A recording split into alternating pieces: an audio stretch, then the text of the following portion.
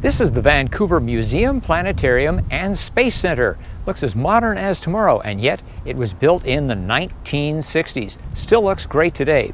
Well, speaking of modern, this is the Volvo XC40, a full electric car, not a plug-in hybrid, not a hybrid. But is it for everyone?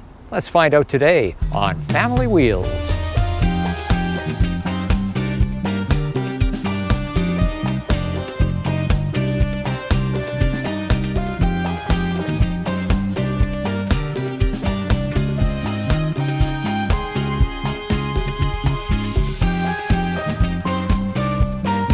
Family Wheels depends on your support, so like, comment, subscribe. Heck, if you're feeling really generous, watch a 15-second ad.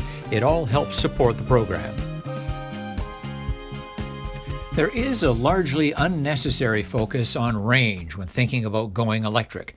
As with any purchase, the most important consideration should be how the product fits the buyer's needs and wants. For most people, that factor is their daily commute, round trip unless they're among the lucky few who can plug in at work. Our Volvo's estimated 335 kilometers of range, 208 miles, is far more than the typical North American commute. It could easily accommodate 125 km each way with a safety cushion. One note of caution though, cold weather eats up a BEV's charge surprisingly fast, shortening the range. Very hot weather has a similar effect, and so does speeding. That said, the XC40 has substantially less range than the 400 kilometers of the Volkswagen ID.4 all-wheel drive, 425 clicks on the Mustang Mach-E extended range AWD, and especially the Tesla Model Y long range at 525 km. One of the XC40 Electric's biggest positives is also one of its greatest drawbacks, the infotainment system.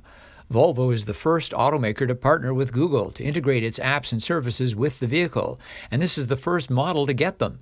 So instead of a software overlay like Android Auto, Google software is built into the vehicle's DNA. Thus, after the vehicle is connected to your account, you can Hey Google your way through the company's music app or others such as Spotify, and Google Maps is right there on the big screen, the slickest nav implementation I've seen.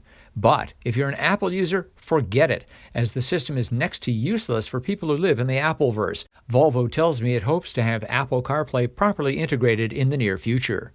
The shifter here is a thing of beauty and simplicity. You get in the car senses you have your key in your pocket or your app enabled on your smartphone in your pocket. That's all you need. You get in, you don't have to press a start button. If the air conditioning was set or if the heating was set, it comes on. You put your foot on the brake and you grab the shift lever and move it into drive or move it into reverse to back out of your driveway. To park, press P. PRND, that's it. It's the simplest and smoothest shifter setup I've ever seen. One of the great joys of driving an electric car, and it never gets old, is the torque. It's just tremendous. Whatever level of electric car you have, let alone this 400 horsepower car, you get a sensation that you've got more horsepower than you actually do. And that's because of the torque, the takeoff, the push you get back into the seat. It's all due to the torque, which is instantaneous from the electric motors rather than waiting for an internal combustion engine to get wound up. How's the handling? Well, the handling is just fine. Most electric cars are built on what's called a skateboard architecture, and that puts the picture in your mind. The batteries are underneath us, the batteries are the heaviest part of the car, and so the heaviest part of the car is also low to the ground, or close to the ground that is, and so that really improves your handling, particularly in an SUV, which of course is higher off the ground than a passenger car. Now, one pedal driving, perhaps you've heard of it.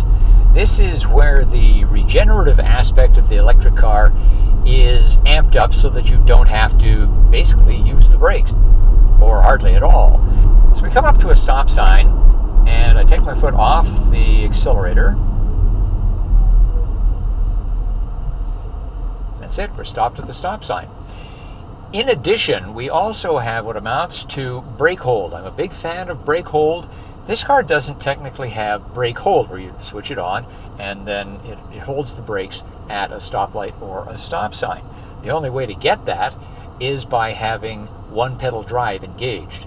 I enjoy a variable amount of regeneration, whether I'm on the highway, want to do more coasting, in the city, stop and go traffic, want to have max regen, which is kind of like one pedal braking, you only use a little bit of the brakes. That's just me. I do prefer to coast, so I'm turning off one pedal drive, and now I'm coasting and I'll use the brakes to come to a stop. There is always some regeneration when you're coasting.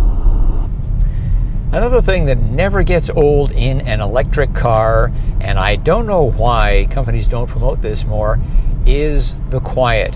It's so serene. It is an antidote to heavy traffic or just the troubles of the day. You glide along almost silently in your car. In fact, it's really important that the manufacturer get their tires just right so that they don't make too much noise.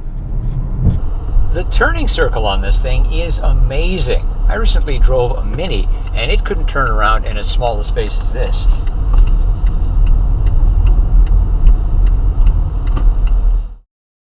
The pace of new battery electric vehicle debuts is quickening, so the XC40 Recharge has stiffer competition compared to even months earlier.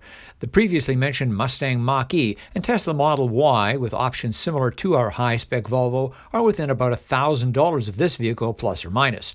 The VW ID.4, even when optioned up to this level, comes in more than $5,000 below the base price of the Volvo.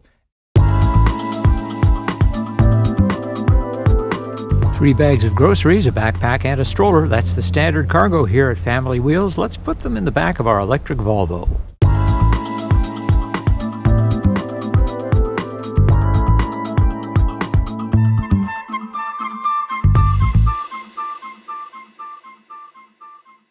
Our rear-facing child seat is in the back. Of course, it's the variety that takes up the most space. Here in the front, I've got, an inch or two of room left before my knees hit the glove box, so pretty comfortable all around.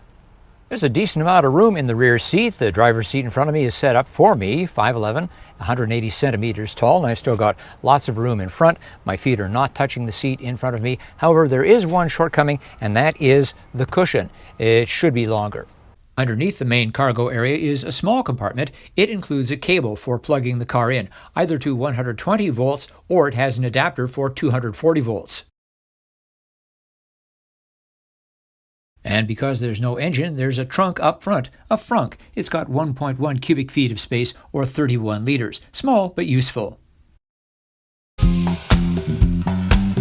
That's our look at the 2021 Volvo XC40 Recharge electric vehicle.